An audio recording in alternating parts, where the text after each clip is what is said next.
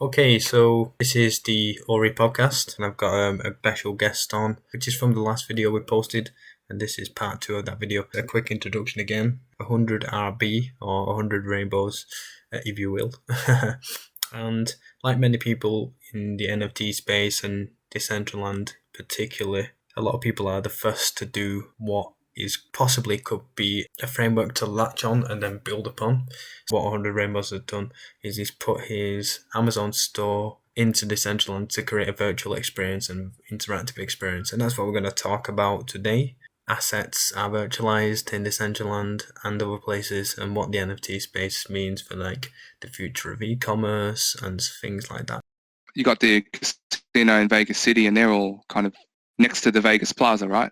And then you got the, I guess, Forest Plaza, and I can see that there's like a Decentraland University that's up the top there, so maybe that becomes like a educational type of area where maybe, I don't know, people come in to learn how to develop and code, or I'm not sure what the plans there, but that's, I guess, the university, and maybe there's more than one university that pops up, right? Just like in real life, and then that degree attaches to your avatar or to your passport, and you can prove that, hey, I'm a qualified SDK developer. It's on my passport here. If you need some work done, as an example, I've got a verified ticket. That would be pretty cool.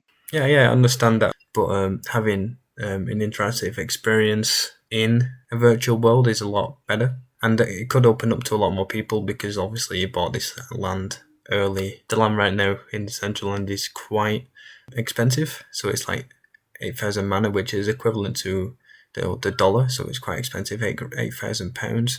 So the land itself is an NFT, and people can buy or rent them out. And I think in the future, or what's happening now, because land is expensive, it can be rented out to people to interact, to put their NFTs up there, to put themselves out, to create an interactive experience. And I think you're doing something about that. So so this floor is going to be rented out, or we're going into discussions about renting it out to an up-and-coming artist, and they'll freely be able to, I guess, use this place. It's really interesting when we were talking about an economy and how that works. So when it comes to renting out the floor, there's 3 people that you need at this stage. You need the landowner, you need the tenant, but then also an SDK developer.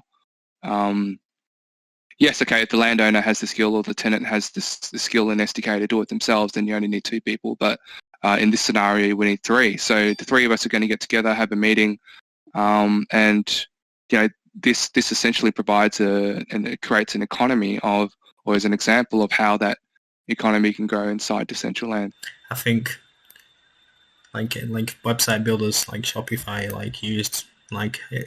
Sometimes it's like a part integral for a business. Sometimes a website becomes like an extension of the business. So I think this Decentraland will be that, and there'll be a lot of work for developers at first, and then like anything, like the internet with websites, there's a lot of work for web developers and software developers making things easier. So then people with not as good a skill set or just want it to be done really quickly can get on board. And I guess one could obviously do it themselves, but I guess for me, when I have to admit, when I first purchased the place, I thought I knew I had a builder that you could just use inside a browser to create your property, and that was really cool. And then within the builder, you had your different scene pools, and I was under the impression that I could just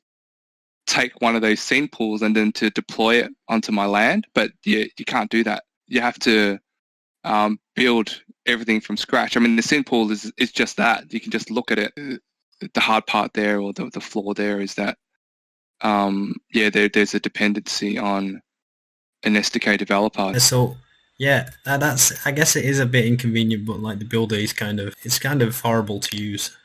I mean, you can use it for testing, but you can't really. You have to put them one tile at a time, which would take you years to do.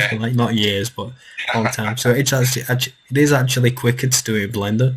And then you would learn a skill then because you can 3D model. I think it's a certain type of individual that seems to be attracted to Decentraland at this stage. I mean, because I do these tours, that start from the Decentral Games casino.